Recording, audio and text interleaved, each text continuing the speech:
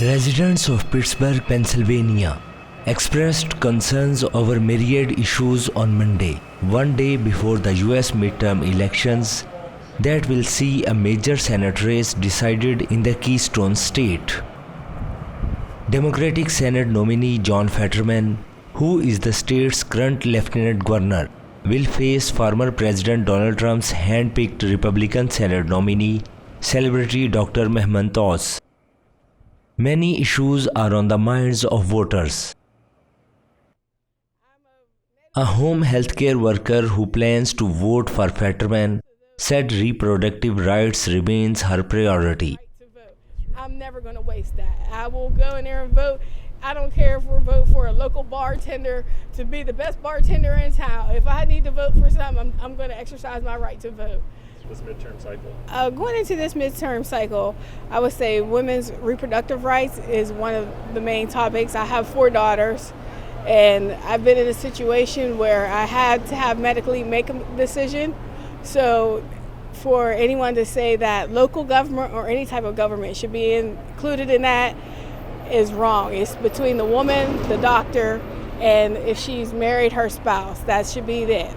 That's it.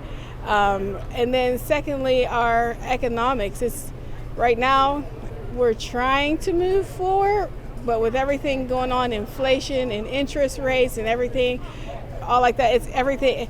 When they take 2 steps forward, they take a giant leap backwards. I think this election is really important. There's a lot of issues out there that's affecting people, but I think the fact of the stability of our government, I think the January 6th issue, I think what's going on in our country right now, election issues that we're talking about, and we need to get through a lot of that. I know we're talking about the pro-life and pro-choice. I know we're talking about other issues such as election integrity, but I think what's on the ballot now is our democracy. I think we are so uncivil when we talk about elections, and we used to be able to disagree on issues and still work through the election. It's not going to be done tomorrow night after the election's done. There's still going to be people who will deny the election. There's still going to be people who's going to be upset. And you've got people who's running for these offices who said they won't accept the results. So that's what's on the ballot. The border being wide open and the fentanyl, the streets being saturated with fentanyl, and of course inflation and gas and everything else. But the evilness in the situation right now with the borders being open and the fentanyl pouring in is just so wrong. Somehow that has to be stopped. I'm not sure who will or what will, but it has to stop. A retired high school chemistry teacher who will vote for Oz called himself a single-issue voter. Some people might call me a single-vote voter, a single-issue voter, but my primary issue is protecting the unborn. And after that, I have lots of concerns about immigration, equity among classes and so forth. But I think issue number 1 is protecting the unborn. So in the Senate race, I'll be voting for Oz. I'll have to hold my nose to do it because I have lots of issues and concerns with him as well. A cafe and bar director of operations said his chief concern was crime. So personally, as a voter, to me the main one is crime. Being a person that immigrated from Latin America to the US, moved my family here, the reasons you leave are crime and instability and insecurity. You come to the US and you're looking for a peace of mind. And one of the things that I loved the most moving to the US was I walk from my house to my job, something I could never do in Latin America. And then you see the statistics, crimes are rising across the country. Even here in Pittsburgh, it's not as affected as other big cities. You still see crime going up. You still keep getting warnings. If you hear this, don't do that. And in downtown, you hear some gunshots and some gun violence going up.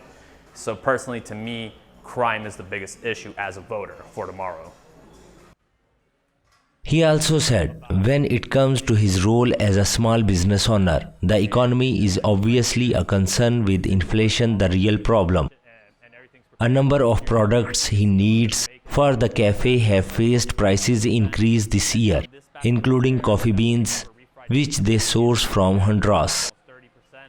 He said he is not a fan of either candidate in the Senate race but gave Oz the edge due to health concerns over Fetterman, who suffered a stroke this spring.